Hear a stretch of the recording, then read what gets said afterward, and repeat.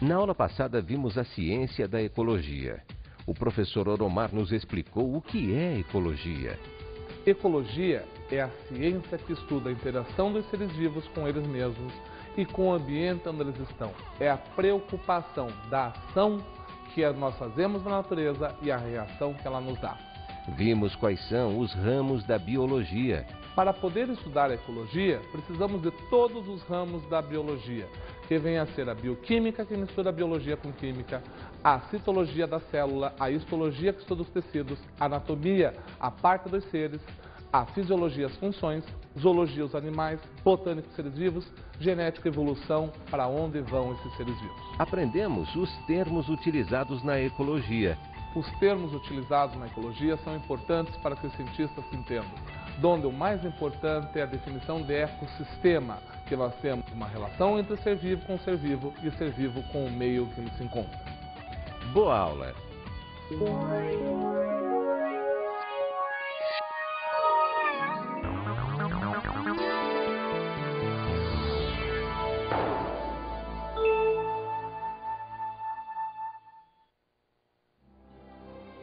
O grande chefe de Washington mandou dizer que deseja comprar a nossa terra.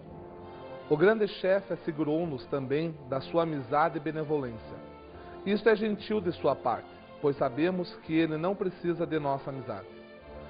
Vamos, porém, pensar em sua oferta, pois sabemos que se não o fizermos, o homem branco virá com armas e tomará nossa terra. O grande chefe de Washington pode confiar no que o chefe Seattle diz, com a mesma certeza com que nossos irmãos brancos podem confiar na alteração das estações do ano. Minha palavra é como as estrelas, elas nunca empalidecem. Como podes comprar ou vender o céu, o calor da terra? Tal ideia nos é estranha.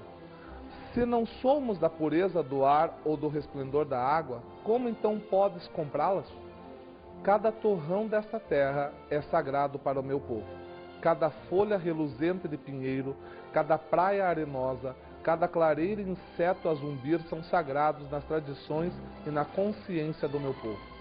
A seiva que circula nas árvores carrega consigo as recordações do homem vermelho. O homem branco esquece a sua terra natal, quando, depois de morto, vai vagar por entre as estrelas. Os nossos mortos nunca esquecem esta formosa terra, pois ela é a mãe do homem vermelho. Somos parte da terra e ela é parte de nós. As flores perfumadas são nossas irmãs. O cervo, o cavalo, a grande águia são nossos irmãos. As cristas rochosas, os sumos das campinas, o calor que emana do corpo de um Mustang, o homem, todos pertencem à mesma família. Portanto, quando o grande chefe de Washington manda dizer que deseja comprar nossa terra, ele exige muito de nós. O grande chefe manda dizer que irá reservar para nós um lugar em que possamos viver confortavelmente. Ele será nosso pai e nós seremos seus filhos. Portanto, vamos considerar a tua oferta de comprar nossa terra. Mas não vai ser fácil, não, porque esta terra é para nós sagrada. Carta ao chefe Seattle, ao presidente dos Estados Unidos, 1855. Olá. Tudo bem? Gostaram da carta? É apenas um fragmento de uma carta de um chefe indígena, Seattle, quando o presidente dos Estados Unidos quis comprar as suas terras. Foi assim que os Estados Unidos fizeram a sua colonização, comprando terra. Quem não vendia, matava, mas eles compravam a sua terra. E aqui nós temos um grande tratado de ecologia, né? Uma grande parte onde ele explica que ele não é dono de nada, ele só faz parte do meio. É a terra que é dona dele. E é isso que nós vamos estudar hoje. Hoje nós vamos estudar os componentes de um ecossistema. Lembram-se da nossa última aula, eu fiz questão de frisar o que era um ecossistema para você não esquecer, porque ele é a nossa unidade de estudo. Ecossistema o que era mesmo? Vamos revisar o esquema. Era a relação entre um ser vivo com um ser vivo, e um ser vivo com o meio, ou seja, o biótopo mais a biocenose. Era aquele triângulo, né? Um ser vivo com um ser vivo e um ser vivo com o meio onde ele está inserido. Na carta do chefe Seattle, ele diz que ele faz parte da Terra, que ele está ali apenas de passagem e que nós não podemos ser dono. Na verdade, é isso que ocorre. É interessante quando uma pessoa chega e fala bem assim, esse aqui é o meu terreno. Eu vou colocar um muro porque é o meu terreno. Não existe o meu terreno. Você vai morrer. Você vai virar adubo desse terreno, né? Ou de outro qualquer. Mas é isso que nós teremos que falar. Nós temos que quebrar, aumentar esse nosso raciocínio para as coisas pequenas, né? A minha árvore, o meu terreno, o meu cachorro. Não é. A gente simplesmente se relaciona. Nós temos que ter uma visão maior. É a minha terra, o meu universo, né? Dali que nós fazemos parte. E em toda essa terra, que era o maior ecossistema que nós tínhamos, que o nome era biosfera, nós tínhamos componentes que faziam com que os seres vivos começassem a interagir. Nossa, professor, que componentes são esses?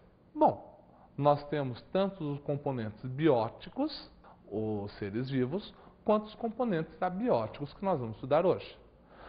Só que para ver esse ecossistema, a primeira relação que um ser vivo tem com o meio é a relação de alimento. Ele quer saber como que ele vai se alimentar nesse ecossistema. E como será que ele vai se alimentar? Bom, nós temos dois tipos de seres. Vejam só. Seres autótrofos são seres que produzem seu próprio alimento, fotossintetizantes. Como assim, professor? Ué, são seres que fazem fotossíntese. Nós já vimos isso. São as plantas. As plantas, elas têm essa capacidade. Elas captam a energia do sol, pegam água e sais minerais da terra, conseguem fazer uma reação química, principalmente em suas folhas, né? Por que principalmente? Porque eu já falei, qualquer parte verde de uma planta pode executar fotossíntese, inclusive o fruto, mas principalmente são as folhas, aonde ela vai transformar em glicose e vai liberar oxigênio para o ambiente. Vejam, ela faz glicose, é o alimento para ela. Então, são seres fotossintetizantes, são autótrofos. Auto é próprio e trófos é comer. Fabricam seu próprio alimento e acabou. Diferente desses seres, nós temos os seres heterótrofos. O que são os seres heterótrofos? São seres que não produzem seu próprio alimento. Nossa, professor, e daí? E daí, se não produz o seu próprio alimento, tem que fazer o quê? Tem que caçar. Tem que ir em busca. Vai ter que buscar, vai ter que fazer qualquer coisa, vai ter que dar um jeito. Aí, como esses seres vão em busca do seu alimento, eles podem executar essa busca de três formas. Nós podemos classificá-los de três formas. A primeira forma vai ser um ser heterótrofo herbívoro. Nossa, professor, o que são os herbívoros? Herbívoros são aqueles seres que se alimentam exclusivamente de vegetais. Ah, não é vegetariano não? Não, não se finja de louca. Né? São seres que se alimentam exclusivamente de vegetais. Professor, e qual que é a diferença entre um herbívoro e um vegetariano? Hein? Tem diferença? Tem. Um herbívoro, ele nasce comendo vegetal e morre comendo vegetal. É só isso que ele faz na vida dele. Um vegetariano, ele pode nascer comendo carne e ter a opção de passar o resto da vida comendo vegetal. Tá? Então, uma pessoa, por exemplo, que não quer mais se alimentar de carne, só come vegetal, você não vai dizer que ela é uma herbívora. Ela é uma vegetariana. Porque ela pode comer carne a qualquer momento. Faz parte do ser dela. Agora, ela não come porque não quer. Então, vegetariano tem a opção. Herbívoro não tem essa opção. Além dos herbívoros, nós vamos ter os seres heterótrofos carnívoros. E o que são esses carnívoros? Carnívoros são seres heterótrofos que se alimentam exclusivamente de carne.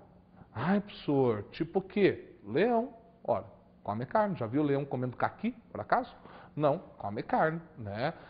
Por exemplo, uma onça, por exemplo, um tubarão. são seres carnívoros, né? Estão se alimentando de carne. Agora nós temos mais um que é bem interessante, que são os chamados seres heterótrofos onívoros.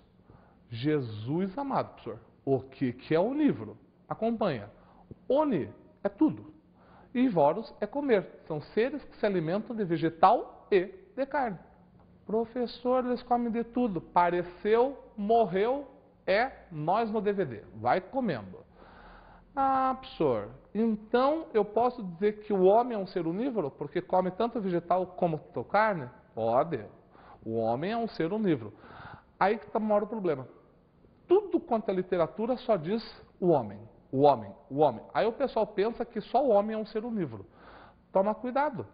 Por exemplo, vou dar um outro ser onívoro para vocês. Galinha é onívora. Ah, galinha não é onívoro não, porque olha lá, cisca, né? Cisca. Come minhoca, carne, mas come milho, vegetal. Então é um ser onívoro. Tá? Macaco come fruta e come outros macacos. Tem macacos que comem macacos, né? É um ser onívoro. Tucano é um ser onívoro, come castanha e come ratos. Nossa, professor, que legal. Então vocês vejam, eu posso classificar os seres quanto à sua alimentação de 3 formas: herbívoros, carnívoros e onívoros. Só toma cuidado com os onívoros, que o homem faz parte, mas não é o único exemplar dessa parte, né? Nossa, professor, então é assim que eles podem se relacionar quanto à comida? Isso, quanto à comida eu vou ter herbívoros, carnívoros ou onívoros. Posso ser um predador, como posso ser uma presa. Posso ser alguém que fabrica seu próprio alimento, como um autótrofo, ou seja, aquele que faz fotossíntese, como posso fazer com que aquele que vai em caça, um heterótrofo. Tem gente por aí dizendo que fabrica alimento e é um humano. Gente, para um humano fabricar o seu próprio alimento, ele tinha que ter clorofila. Então, no mínimo, esse humano deveria ser verde. Ai, professor, então papagaio faz fotossíntese, né? Porque é verde. Larga a mão de ser bicho grilo. Papagaio, grilo são verdes, tem clorofila? Sim. Mas a clorofila deles não está ativa. A clorofila deles só serve para que eles façam uma mimetização, se camuflem, né? Se escondam dos seus predadores. Então toma cuidado, nem tudo que é verde é autótrofo, não saia por aí falando essas coisas. Certinho? Agora nós vamos começar a ver os métodos, os componentes abióticos. Nossa, professor, que componentes abióticos são esses? Lembre-se da nossa última aula, que eu falei para vocês que eram componentes abióticos? Componentes abióticos são componentes não vivos que permitem a vida no ecossistema. Nossa, professor, como assim? Ora, são ações, são componentes que nós temos ali no meio que vão dizer se tal animal ou tal ser vivo pode viver ali. E vão ser quais, professor? Quais são esses componentes abióticos que nós temos? Ora, pode ser temperatura, pode ser a água, pode ser a luz e pode ser a pressão. Vamos falar da temperatura. O que é temperatura? Como é que ela vai influenciar num ser vivo? Ora, a temperatura é como está mais quente e mais frio. Tem seres que se adaptam a lugares mais quentes. Tem seres que se adaptam a lugares mais frios. Coelho do Himalaia, lugares mais frios, né? Canguru, lugar um pouquinho mais quente. Então, conforme a temperatura, eu vou ter seres que sejam mais resistentes e seres que não sejam tão resistentes. Eu posso ter, inclusive, uma coisa que nós já vimos. Seres que oscilam a sua temperatura e seres que não oscilam a sua temperatura. Como assim, professor? Ora, seres que oscilam a temperatura, eu vou chamá-los de psilotérmicos. Então, o que são seres psilotérmicos? São seres que não mantêm sua temperatura corpórea constante. São aqueles seres que, se a temperatura do ambiente estiver a 25 graus Celsius, a sua temperatura vai ser de 25 graus Celsius. Nós temos isso aonde? Nós temos isso nos peixes, nós temos isso nos anfíbios, que eles oscilam a temperatura. E nós temos isso em todos os invertebrados. Se vocês se lembram, uma vez eu coloquei um problema para vocês. Eu dizia, Como que eu faço para aferir a temperatura de um mosquito? Aonde que eu coloco o termômetro? Não precisa colocar em lugar nenhum, é só colocar no ambiente, né? A temperatura que estiver no ambiente é a temperatura do mosquitinho. Ah, professor, legal. Agora, nós também temos os seres cuja temperatura não oscilam, né? Elas oscilam bem pouquinho, que eu posso até considerar constante. Tipo o quê? São seres chamados homotérmicos. O que são seres homotérmicos? São seres que mantêm sua temperatura corpórea constante. Ou seja, a temperatura que o animal tem é diferente da temperatura no ambiente. Exemplo, nós. A nossa temperatura é 36 graus até 37 graus, a gente considera normal. 36, 36,5, 37 graus Celsius. Tá? Você veja, há uma pequena oscilada, mas mesmo assim não tão grande. E a temperatura do ambiente? Pode estar 21, 25, 34, 40, o que for. Tá? Então a temperatura não oscila. Interessante, né? Pois é. Só que eu estou com sede e eu acho que você também está. Então vamos fazer o seguinte. Vai tomar sua aguinha que a gente volta e comenta dos demais daqui a pouquinho.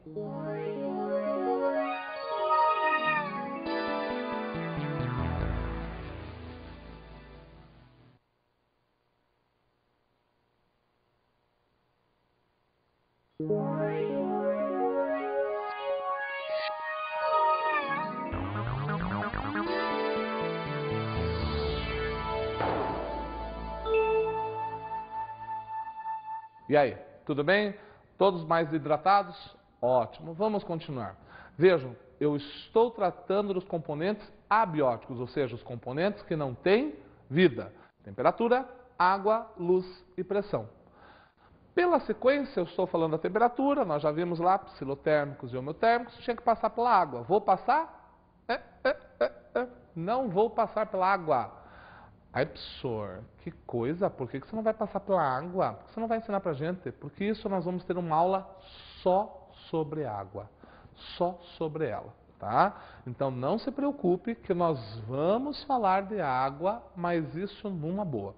Por enquanto a gente vai falar dos outros, que também são importantes, mas a água é imprescindível. Então vamos continuar. Depois da temperatura, luz. Professor, luz influencia? Influencia. A quantidade de luz no ambiente vai influenciar tanto os vegetais como os animais. Como os vegetais são os pioneiros, são eles que se instalam antes, para que depois venham os animais, a gente costuma classificar os vegetais quanto à luz. E os animais? Os animais a gente só coloca assim como tolerante à luz ou não tolerante à luz. Fica assim, por exemplo, bem facinho. Tolerantes a uma intensidade de luz, você vai ter aqui o próprio homem, sai de dia, então são animais diuturnos, né? O homem, cachorro, cavalo. Animais que não toleram a luz vão ser animais notívagos, né? Saem à noite. Coruja, rato, morcego. Então, esses animais, eles só vão ter essa relação. E é tão interessante a relação de luz nos animais, que você sabe que todo cientista ele é tarado por eclipse. Por quê? Porque no eclipse é um jeito que você tem de estudar rapidamente um fato. Como assim, professor? No eclipse total do Sol, quando a Lua encobre o Sol, os seres vivos eles se comportam como se fosse noite. Como assim? As plantas fecham suas pétalas, os animais começam a se recolher para ir dormir, como se começasse a noite. Interessante, né? Agora, já as plantas não. Quem tem planta, quem gosta de planta, sabe que tem aquela história assim de ai, não pode colocar ela na janela que ela não aguenta muita luz. Ai, não faça isso porque não tem pouca luz. Olha só o que você vai fazer. Então, essa tolerância à luz nas plantas é muito importante. Ali, nós podemos classificar as plantas da seguinte maneira. Heliófilas. Vegetais que suportam exposições diretas ao sol e necessitam de alta intensidade luminosa. Também se projetando ao sol, eles necessitam dessa intensidade. São plantas que amam o sol, amam claridade, tem que ficar na luz, tem que ficar lá, tem que ficar exposta. Tipo o que, professor? Cactos. Cactos é o melhor exemplo que nós temos. Eles suportam uma grande quantidade de luz. Tá certo? Nós vamos ter plantas chamadas epífitas. Agora o senhor matou, gente. Epífita foi assim, uma coisa doida. Epífitas são plantas que sobem em cima de outras plantas para pegar a luz. Então, como elas necessitam de luz, elas vão indo lá em cima para, também quero um pouco dessa luz para fazer fotossíntese. Então, são plantas que para fazer a sua fotossíntese vão precisar de uma grande quantidade de luz. Já as plantas que não suportam muito quantidade de luz, nós chamamos elas de umbrófilas. O que são plantas umbrófilas? São as plantas que vivem em baixas intensidades luminosas, nas sombras. Nós vamos ter quem, por exemplo? Nós vamos ter samambaias, musgos, que são plantas que até precisam de luz, mas não uma luz direta, aquela luz mais indireta. Elas vivem em sombras, numa boa, elas não gostam de ficar com tanta intensidade, porque senão elas acabam se queimando. Ah, professor, que interessante. Então tem plantas que eu não posso deixar diretamente no sol. Não, senão elas acabam se queimando. Agora, além das heliófilas, além das umbrófilas, nós também temos as plantas ditas tolerantes. Plantas tolerantes são vegetais que suportam tanto a plena exposição ao sol quanto a sua ausência. Para mim, tanto faz como tanto fez. Tem sol, estou ótimo. Não tem sol, também está tudo bem. Mas, professor, o que influencia tanto uma planta, esta exposição ao sol? Lembra-se que eu falei antes do nosso intervalo que os vegetais são seres autótrofos, ou seja, eles fabricam seu próprio alimento?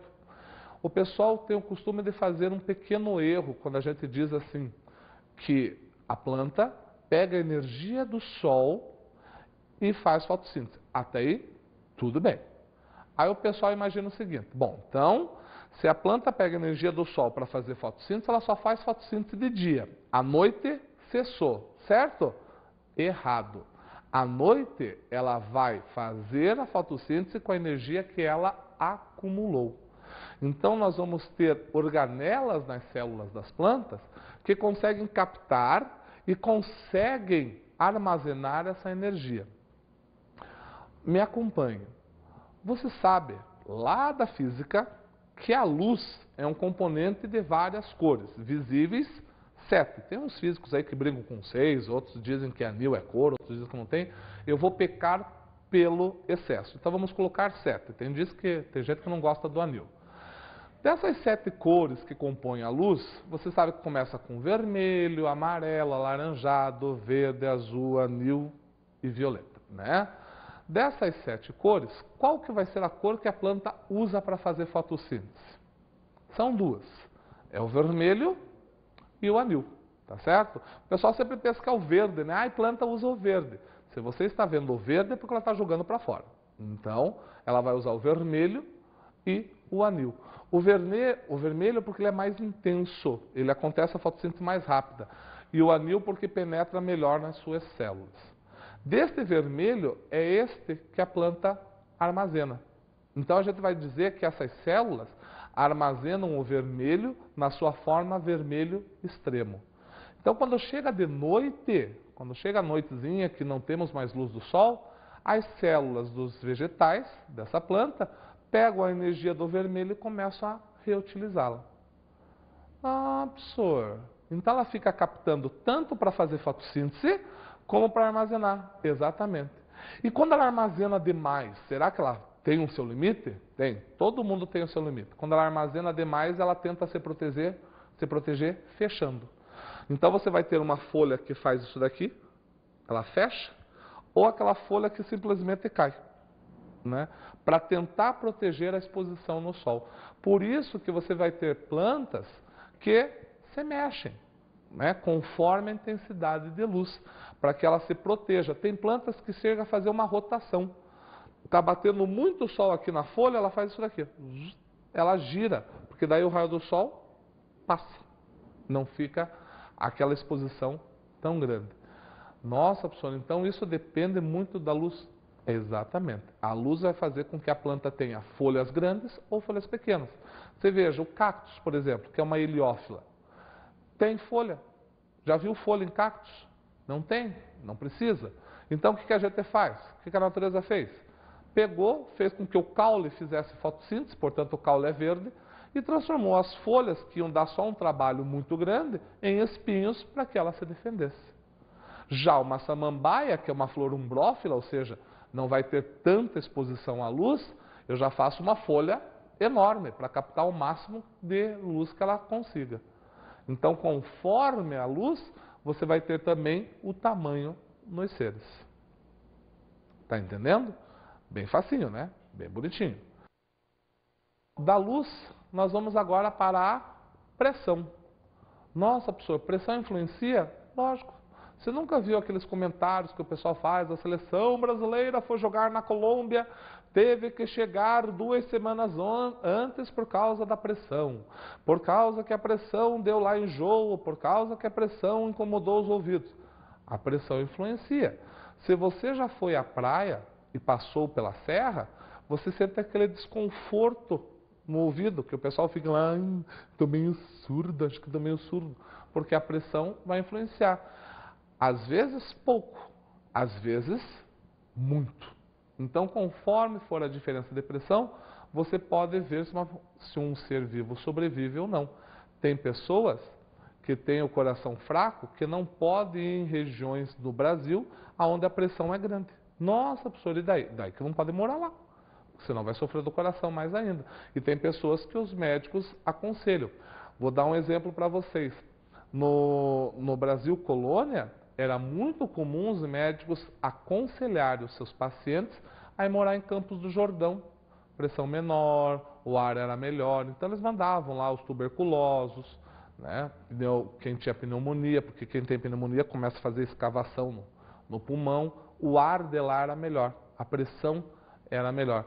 Tem gente até hoje que o médico diz assim, vai morar na praia, que é melhor, né? Não por causa de que a vida ser melhor, mas por causa que o ambiente favorece. Ah, professor, estou entendendo. Então quer dizer que a pressão, ela vai fazer com que o ser fique ou não nesse local. Agora, como é que eu vou classificar esses seres vivos? Tem ser vivo que aguenta muito bem pressões. Então aumenta a pressão, ele aguenta. Tem ser vivo que não aguenta essas pressões. A menor variação de uma pressão faz com que ele morra. Então esses seres eu posso classificá-los. Eu posso dizer assim, os seres que captam melhor essa pressão, essa variação, eu vou chamar de euríbaros. Então, o que são seres euríbaros? São organismos que revelam ampla capacidade para suportar notáveis variações da pressão ambiental. Vou dar um exemplo para vocês. Baleia.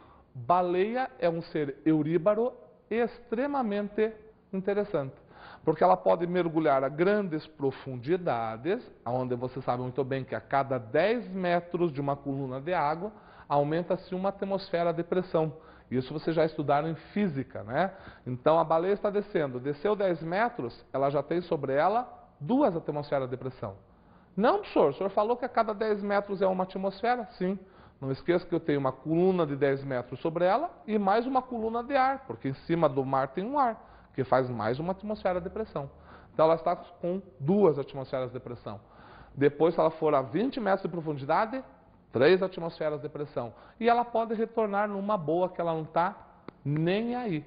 Então ela é um ser euríbaro. Outro ser euríbaro muito bom são as aves, que alçam voo e chegam a grandes altitudes. Por exemplo, o abutre faz isso, a águia, o albatroz, né? Você sabe que o albatroz ele tem uma mania muito boa, ele vai, por exemplo, migrar, ele levanta, vai até grandes altitudes até ele conseguir uma corrente de ar. Aí lá ele abre as asas e vem embora. E daí, professor? Daí que ele dorme lá em cima. Quase coisa de louco. Dorme, você choca com outro, choca com um avião, Deus os acuda lá. Está dormindo louco. Então, eles conseguem variar muito bem a sua temperatura. Já um ser que não consegue variar a sua pressão, a gente chama de estenóbaros. São os organismos que revelam pequena capacidade de suportar a variação de pressão. Acontece muito com amebas. Tirou ela de um lugar, passou por uma pressão maior, ela explode. Acontece com seres abissais, peixes que vivem lá no fundo. Você sabe que a nossa maior profundidade são as fossas marianas, com 11 mil metros de profundidade. Lá nós temos peixes muito interessantes que você não pode estudá-los aqui na superfície, porque a variação de pressão faz com que eles explodam, né? Nós conseguimos até aguentar alguma variação, mas a gente também não chega muito longe não. Já começa a estourar os tímpanos, já sangra pelo olho, então já vai acontecer problemas. Nós somos chamados de estenóbaros, diferente dos euríbaros. Ah, então é assim, professor? É. Veja, além da pressão, além da temperatura, além da luz, nós podemos também falar do sal. Como assim, professor? Tem ser que suporta grande variação no sal, tem ser que não suporta variação de sal. Isso é mais para ambiente aquático, né? Por exemplo, você vai ter o salmão. Você sabe que o salmão ele adora pular e subir a correnteza para desovar lá na nascente de um rio, né? Se ele não suportasse essa variação salina, ele jamais conseguiria ir. Passou para lá, ele cai fora. Nós somos seres que não suportamos grandes variações salinas. Senhor, mas eu entro lá no mar, eu sei o que está acontecendo lá e eu fico lá no mar. Fica lá, fica tão bonitinho no mar, tomando banho lá, que daqui a pouco olha para a mão e o que acontece? Fica enrugada. Por quê? Porque está perdendo água para o mar. Aí você está começando a se desidratar. Tá certo? Professor, então eu posso pegar num ecossistema e colocar componentes que vão fazer com que esse ecossistema esteja o que a gente chama de equilíbrio. Exatamente. Um ecossistema está em equilíbrio quando o fluxo de energia que corre por ele é praticamente constante. Então nós vimos até agora a formação do teatro. Vamos colocar só os personagens. Eu coloquei lá os heterótrofos e os autótrofos. Carnívoros, herbívoros e onívoros. E comecei a falar do ambiente que estava se formando ali. Se tem bastante temperatura, se tem pouca temperatura, se tem muita pressão, se tem pouca pressão, se tem muita luz, se tem pouca luz. E a água, pessoal? A água é outra história. Nós vamos ver mais tarde. Então a gente vai ficar sempre colocando esses componentes. Às vezes tem seres que não suportam luz, mas suportam uma grande quantidade de pressão, os seres abissais. Às vezes tem seres que suportam uma grande quantidade de luz, mas não suportam pressão, as aves, né? E assim por diante. Esses componentes vão fazer o ecossistema. Caso eu atinja esse ecossistema, eu posso quebrá-lo por inteiro. Como assim, professor? Pegue uma árvore extremamente antiga, uma árvore que já tem no seu caule musgo, samambaias nascendo. Essa árvore ela pode ser considerada um ecossistema. Se eu for lá e cortá-la, eu acabei de quebrar todo um ecossistema, porque esta árvore ela estaria fazendo sombra. Se ela faz sombra, tem seres vivos que estão vivendo ali. Eu corto, o sol penetra, já está acabando com seres que poderiam ser umbrófilos ali. Então eu já acabo com um ecossistema que era a árvore e com outro ecossistema que ela influenciava. Pode ser que essa árvore, quando eu cortei, ela conseguia reter a água. Agora a chuva passa e faz uma lixiviação, ou seja, lava. Pronto, acabou o outro ecossistema que ela estava influenciando.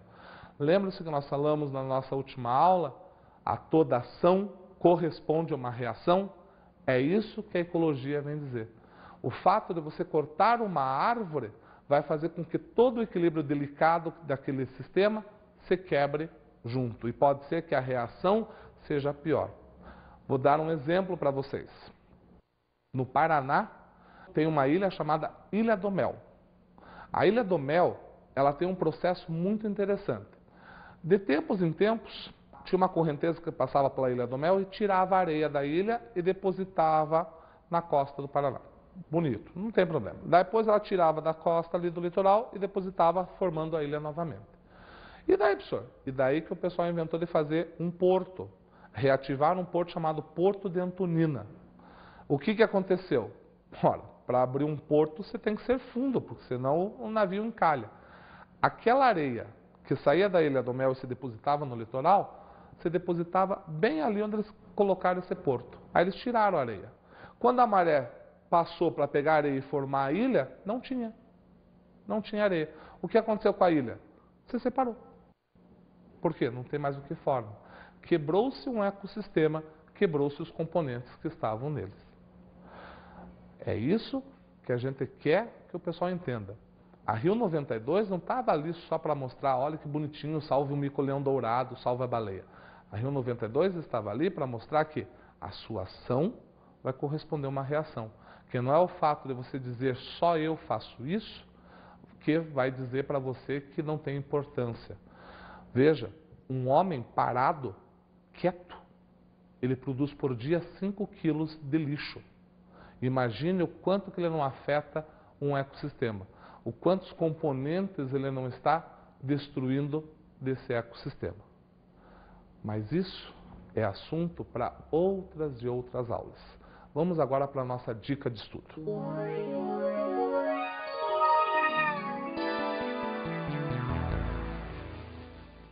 Para a próxima aula e para ajudar nos nossos estudos de ecologia, mais um filme bastante interessante para você. Vamos assistir Pocahontas. Aí você vai entender a carta do chefe Seattle. Aí você vai entender o que é realmente ecologia. Eu vejo você na próxima aula. Um grande abraço, até lá!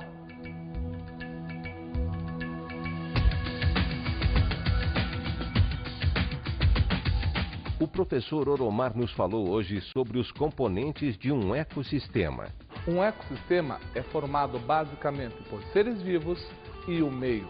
São seres vivos se relacionando com seres vivos e esses se relacionando com o meio onde eles vivem. Aprendemos o que são os componentes bióticos. Os componentes bióticos são os seres vivos que compõem esse ecossistema. Quanto à sua alimentação, eles podem ser autótrofos que fabricam seu próprio alimento ou heterótrofos que não produzem seu alimento sem que ir à caça, sendo eles herbívoros, carnívoros ou onívoros. Vimos o que são os componentes abióticos. Os componentes abióticos são aqueles que influenciam os seres vivos nesse meio. Pode ser a temperatura, a luz, a água e a pressão. Até a aula que vem!